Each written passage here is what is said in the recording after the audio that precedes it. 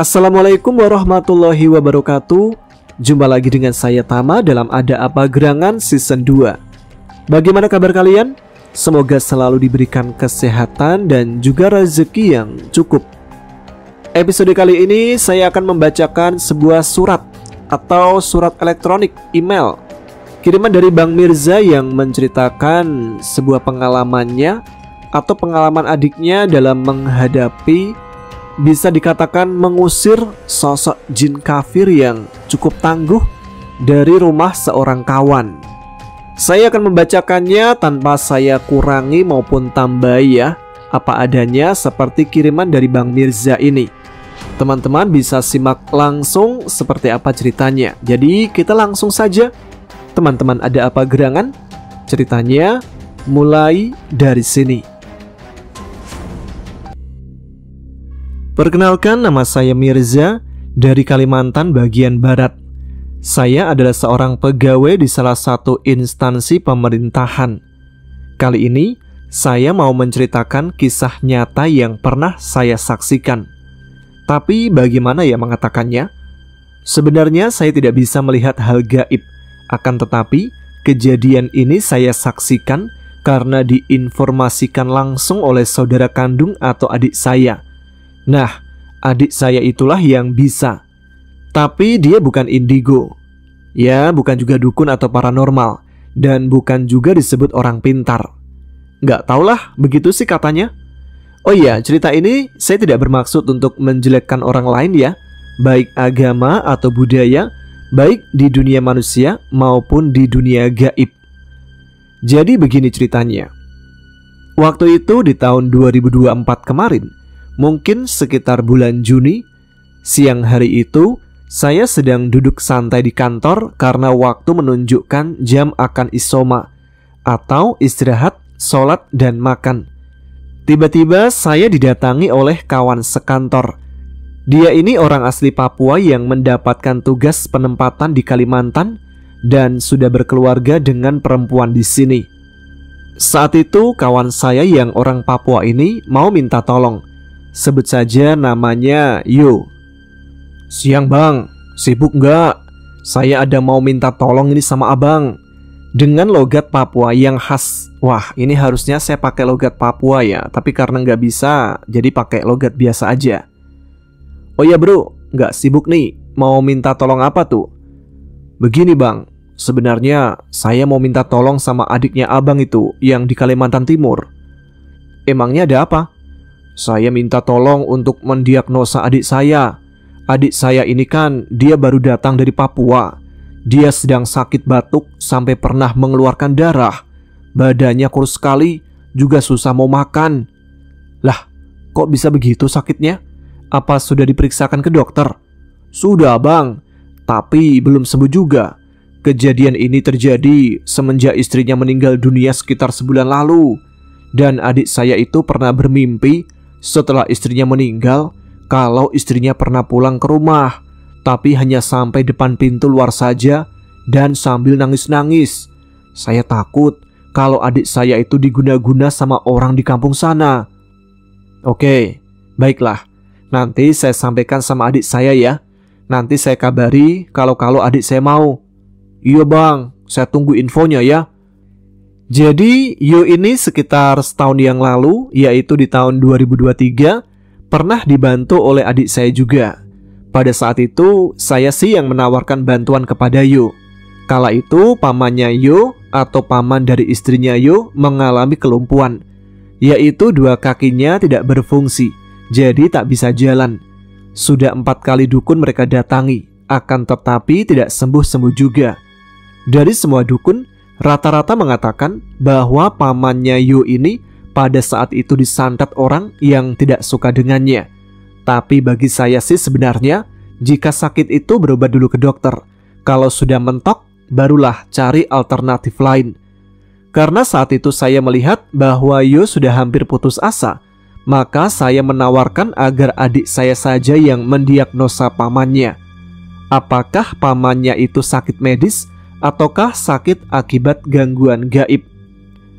Oleh karena adik saya berada di Kalimantan Timur dan saya itu di Kalimantan Barat, kami melakukan video call dengan paralel 3 video call. Setelah didiagnosa oleh adik saya bahwa pamannya Yo ini bukan sakit akibat gangguan gaib, tapi murni sakit medis.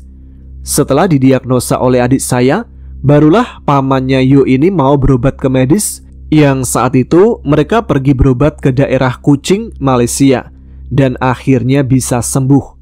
Nah, atas dasar latar belakang inilah, maka Yo percaya dan kembali meminta tolong ke saya perihal sakit adiknya Yo yang baru datang dari Papua tersebut.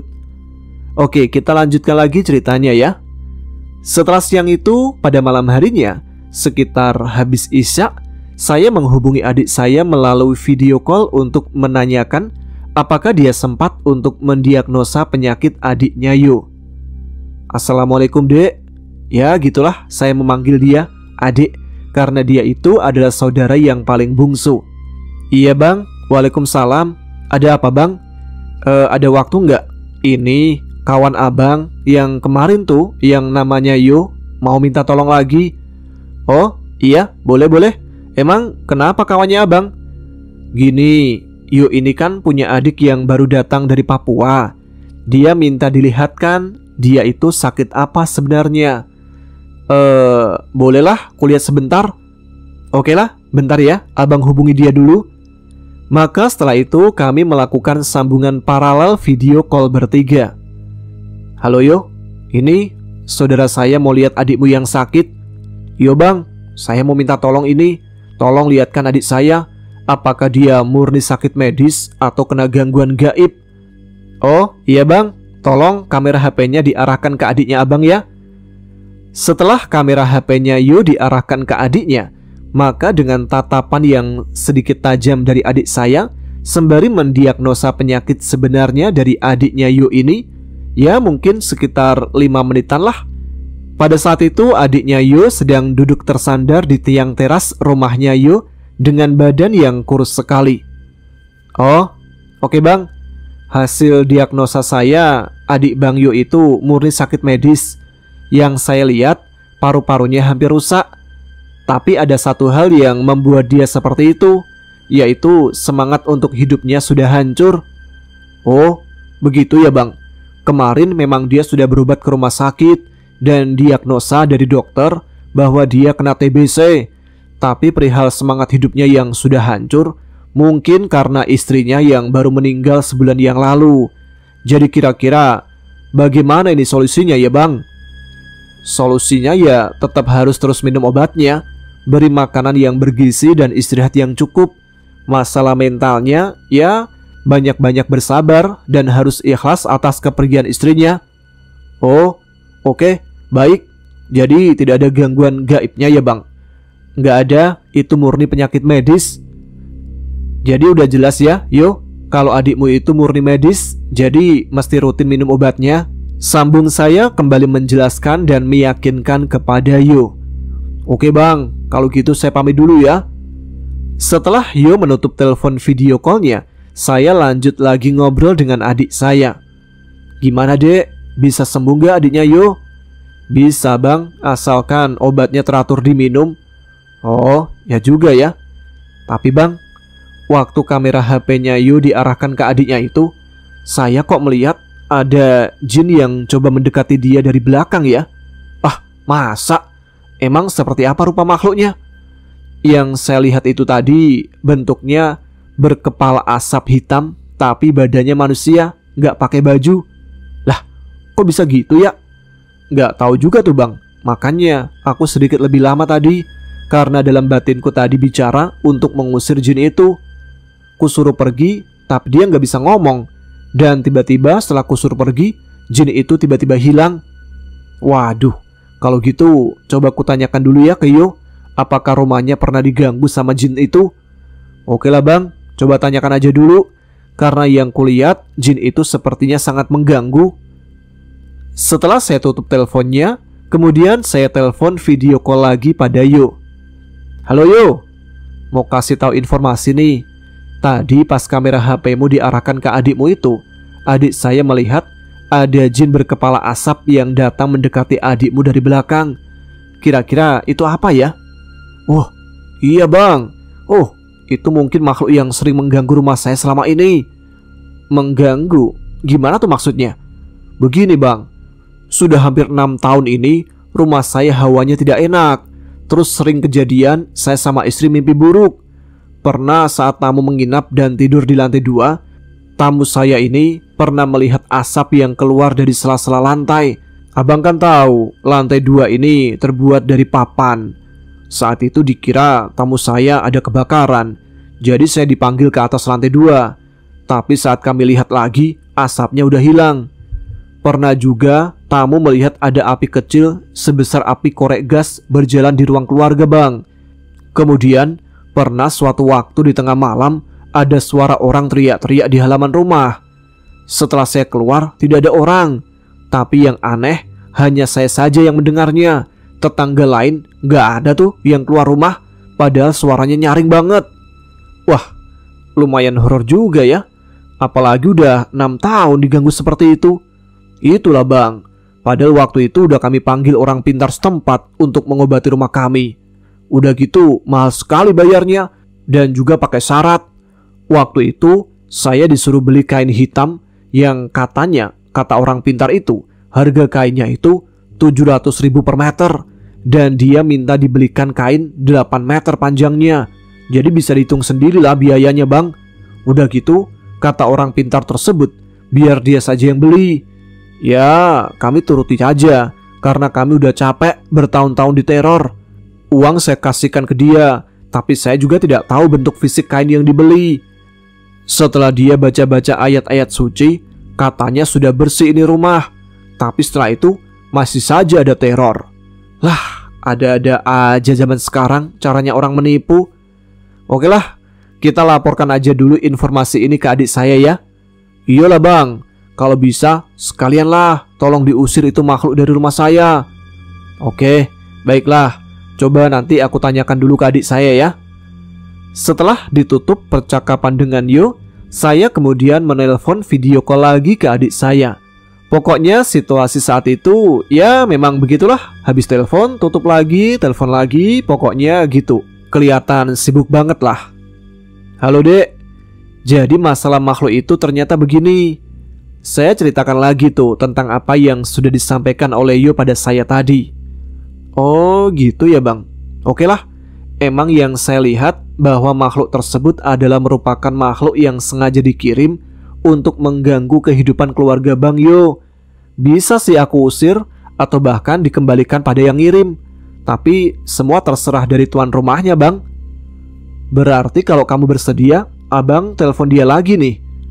Kemudian kembali saya menghubungi Yo dan kami ngobrol bertiga. Yo, kamu langsung aja minta tolong ke adik saya ini ya, perihal jin pengganggu yang di rumahmu. Iya bang, sekalian juga kalau begitu saya minta tolong, bisakah diusir atau dikembalikan jin pengganggu itu ke pengirimnya? Adik saya yang menjawab, bisa bang, akan saya kembalikan ke pemiliknya. Setelah itu video call dengan Yo ditutup dan adik saya mulai melakukan proses pengusiran jin asap tersebut. Tapi di sini yang saya lihat waktu itu ya adik saya hanya baring-baring saja sambil main game di HP-nya. Saya sedikit bingung juga sih waktu itu, karena kenapa dia nggak kayak paranormal lainnya gitu, atau bisa disebut seperti dukun yang misalnya pakai ritual atau sekedar duduk bersila sambil baca-baca mantra gitu. Bahkan malah terlihat santai-santai aja. Ini dia niat ngusir setan gak sih? Nah, mulai saat itu saya akan menceritakan cerita dari sudut pandang adik saya aja ya.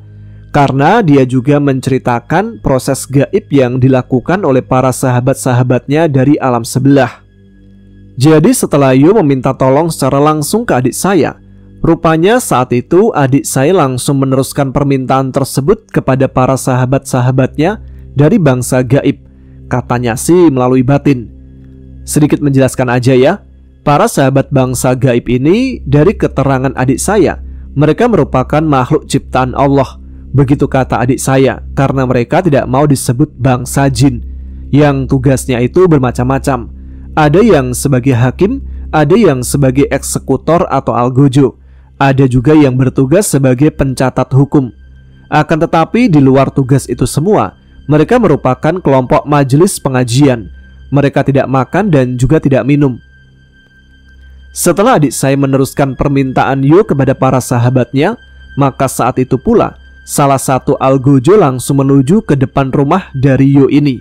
Jadi dia melesat secara gaib untuk mengecek keberadaan jin asap tersebut.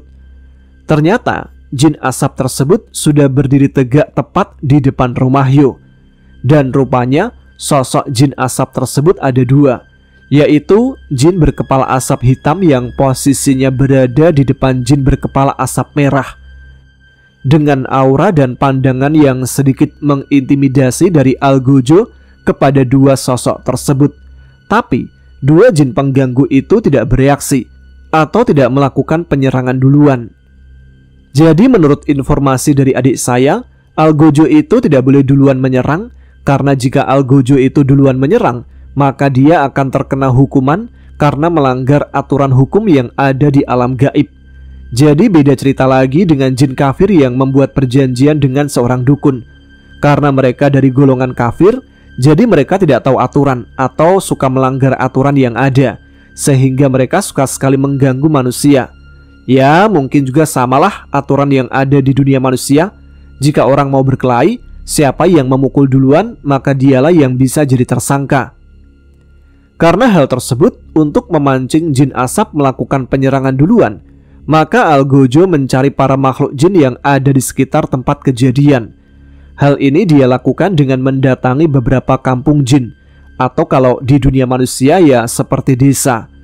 Dia meminta bantuan untuk memancing keributan di sana. Ini terdengar seperti menjebak ya, yaitu menjebak jin asap agar dia mau berduel dengan jin lain. Dan jika saat jin yang lemah sudah ingin dihancurkan oleh jin asap, maka pada saat itulah algojo akan bereaksi cepat untuk menangkapnya. Sesampainya algojo tiba di kampung jin yang pertama, dia langsung bicara. "Wahai makhluk jin yang ada di kampung ini, apakah ada yang berani menantang atau menyerang jin asap yang ada di sana?" Salah satu jin yang ada di sana menjawab, "Maaf, kami tidak berani," dengan nada yang penuh rasa takut. Jin yang kedua lalu menjawab, "Kamu silakan cari kampung lain yang mau menyerang makhluk itu," dengan nada yang sedikit marah. "Baiklah, jika kalian tidak berkenan, saya akan cari makhluk jin lain yang mau menyerang jin asap itu." Saat algojo baru tiba di kampung jin yang pertama dan menanyakan perihal keberanian dari makhluk-makhluk jin untuk menyerang jin asap tersebut, rupanya beberapa makhluk jin ada yang langsung menyebarkan informasi ke kampung-kampung jin lain tentang kedatangan algojo itu di kampungnya. Sehingga setiap algojo mendatangi beberapa kampung jin yang lainnya, algojo tersebut langsung mendapat penolakan keras dari semua makhluk jin. Akan tetapi, saat algojo pergi menelusuri kampung-kampung jin yang ada di tanah Kalimantan Barat, dia sempat melewati salah satu istana kerajaan jin yang sangat megah dengan dua penjaga gerbang di depannya. Penjaga gerbang yang satu langsung bicara, "Wahai algojo, kami sudah mendengar informasi yang kau cari. Baik, jika begitu, apakah ada di antara kalian yang mau menghadapi jin asap itu?" Penjaga gerbang yang kedua lalu menjawab, "Kami tidak sanggup menghadapinya. Akan tetapi raja kami menawarkan bantuan, karena hanya dialah yang sanggup menghadapi jin asap itu." "Kalau begitu, panggil rajamu." "Raja kami juga menyampaikan imbalan apa nanti yang akan diterima raja kami jika raja kami mau membantumu untuk menghadapi jin asap itu."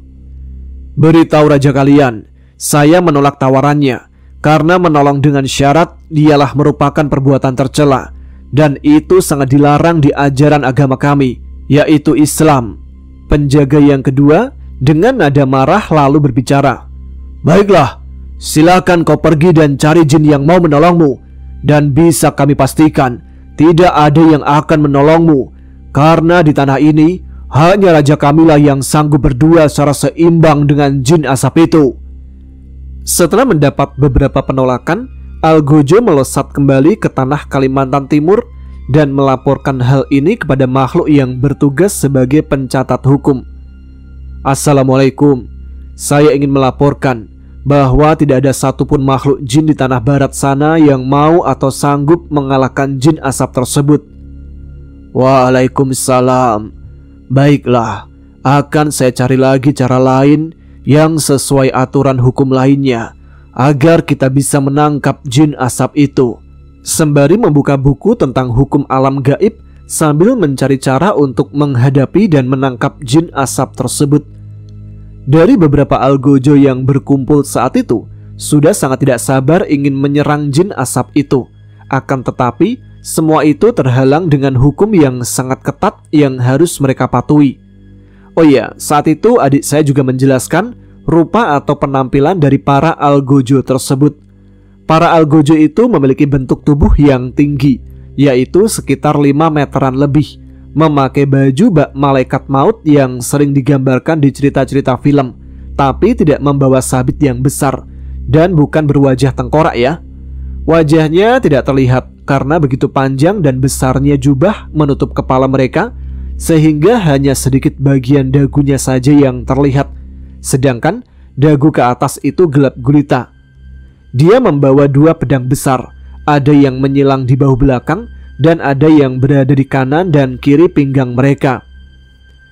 Saat makhluk pencatat hukum mencari cara lain, para algojo sudah sangat tidak sabar untuk menyerang jin asap tersebut. Ada yang berjalan bolak-balik seraya berkata, pedang besarku ini sudah tidak sabar sekali untuk menebas jin asap itu." Algojo yang kedua lalu ikut berbicara. "Sepertinya Anda terlihat kesal sekali tadi." "Benar sekali. Saat saya menemui jin asap itu, dia terlihat begitu sombong dan angkuh. Tapi dia tidak mau memulai perkelahian dulu." "Sabar. Karena jika kita yang memulai duluan perang itu, maka sang hakim pasti akan menghukum kita." "Baiklah, saya akan sabar menunggu si pencatat hukum untuk mencari caranya." Tidak lama pencatat hukum telah selesai menemukan solusinya untuk menangkap jin asap tersebut. "Saya sudah tahu cara yang benar untuk membasmi jin asap itu."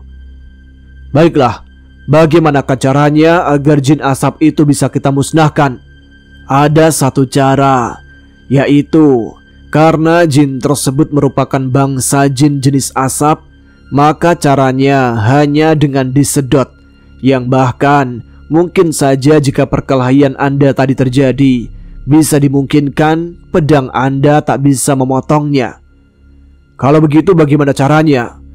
"Ada satu makhluk dari golongan iblis yang mampu menyedot jin asap itu.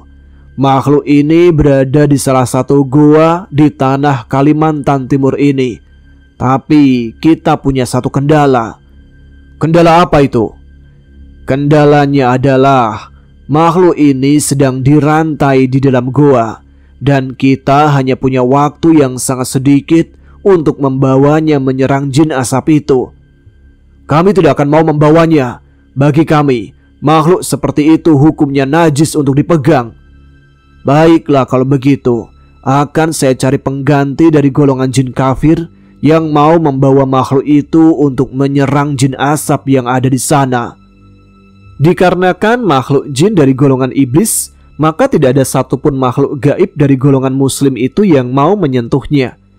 Oh iya, diceritakan juga oleh adik saya bahwa makhluk dari golongan iblis ini mempunyai rupa layaknya seekor kodok berukuran sebesar mobil Innova, sangat berlendir dan bau di seluruh tubuhnya, serta dipenuhi dengan rantai yang ada di kaki, tangan, dan lehernya. Setelah si pencatat hukum mencari-cari makhluk jin dari golongan kafir yang mau bersedia membawa iblis kodok tersebut, akhirnya ada satu makhluk jin kafir yang mau membantu membawanya. "Saya bersedia membawa iblis kodok itu untuk menghisap jin asap yang ada di Kalimantan Barat sana. Dan saya juga tidak akan minta persyaratan pada kalian, karena saya sangat menyukai pertempuran." "Baiklah, akan kami terima tawaran bantuan Anda." Setelah itu pergilah beberapa algojo, si pencatat hukum, dan jin kafir ke gua untuk menarik keluar iblis kodok tersebut dan membawanya untuk menyerang jin asap. Dikarenakan jin kafir itu berbadan besar dan tinggi, ya sekitar 30 meter, maka iblis kodok dapat ditarik paksa dari dalam gua bagaikan menarik seekor anak anjing. Dalam sekejap, tibalah mereka di depan halaman rumah Yo. Dengan posisi jin berkepala asap merah tetap berdiri tegak penuh angkuh dan sombong di teras rumah Yo. Sedangkan di depannya jin berkepala asap hitam. Di sekitaran rumah Yo sudah banyak berkumpul makhluk-makhluk jin sekitar yang ingin menyaksikan pertempuran tersebut.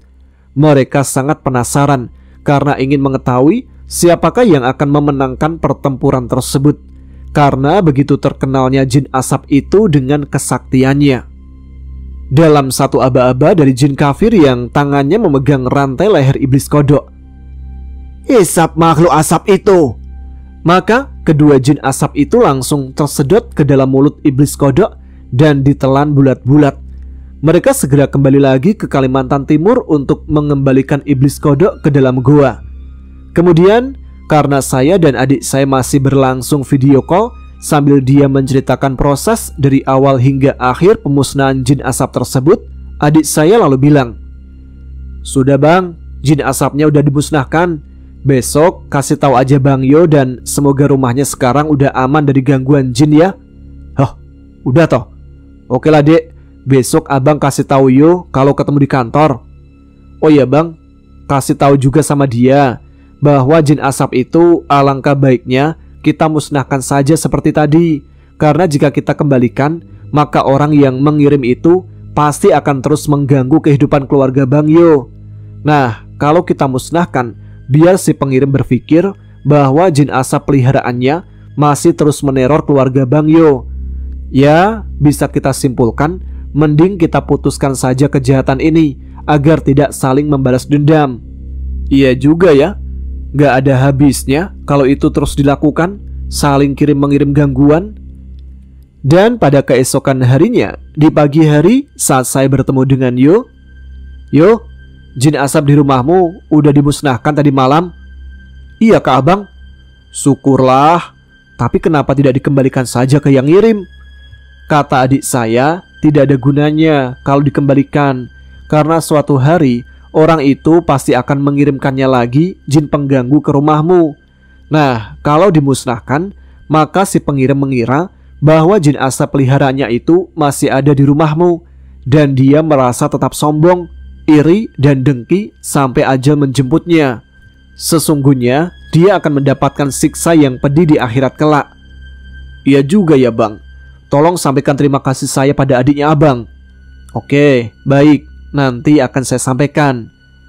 Semenjak kejadian itu, saya setiap bertemu dengan Yo selalu menanyakan perihal rumah dan keluarganya, apakah sudah tidak ada gangguan lagi. Dan alhamdulillah sampai sekarang, kata Yo, rumahnya sudah terasa tenang dan tidak pernah ada gangguan lagi. Oh ya, untuk penggemar Ada Apa Gerangan Channel, saya ingin menyampaikan pesan dari adik saya. Janganlah percaya sama dukun yang berkedok ustadz, paranormal, atau orang pintar sekalipun yang jika mengobati guna-guna atau santet memerlukan syarat agar gangguan itu bisa hilang, apalagi sampai mengeluarkan biaya yang tidak sedikit, karena semua itu hanyalah tipu-tipu saja. Demikian cerita dari saya. Sebenarnya masih banyak sih orang-orang yang ditolong oleh adik saya di Kalimantan Timur sana, tapi karena dia itu tuh tidak bisa merangkai kata atau bercerita secara penuh, taunya dia tuh ngobatin orang yang sakit akibat gangguan gaib terus sembuh. Dah gitu aja kalau dia cerita. Nantilah kalau ada umur panjang akan saya wawancarai lagi dia via video call, tentunya yang seru-seru ya. Baiklah, sampai di sini saja dulu ceritanya. Wassalamualaikum warahmatullahi wabarakatuh. Waalaikumsalam warahmatullahi wabarakatuh. Terima kasih Bang Mirza yang sudah membagikan sebuah kisah menarik yang dialami oleh adiknya. Sayangnya tidak disebutkan nama adiknya di sini ya. Teman-teman bisa percaya atau bisa juga tidak, itu terserah pada kalian. Dan benar kata adik dari Bang Mirza ini, jika memang kalau kalian meminta bantuan pada sosok yang mengaku pintar seperti dukun, paranormal atau sejenisnya, dan dia meminta uang atau ya semacamnya gitu, hati-hati saja, kebanyakan mereka hanya tipu-tipu saja. Ya maklumlah, zaman sekarang ekonomi lagi sulit, cari uang ya harus pintar-pintar, termasuk pintar untuk ngibul. Ya sudah, kita tunggu saja cerita selanjutnya dari Bang Mirza ya. Terima kasih untuk teman-teman dan kalian yang sudah menyimak episode kali ini. Jangan lupa juga untuk tuliskan komen, tunjukkan eksistensi kalian. Sekarang saya Tama harus pamit, kita jumpa lagi di episode selanjutnya. Tetap semangat, jaga kesehatan. Wassalamualaikum warahmatullahi wabarakatuh.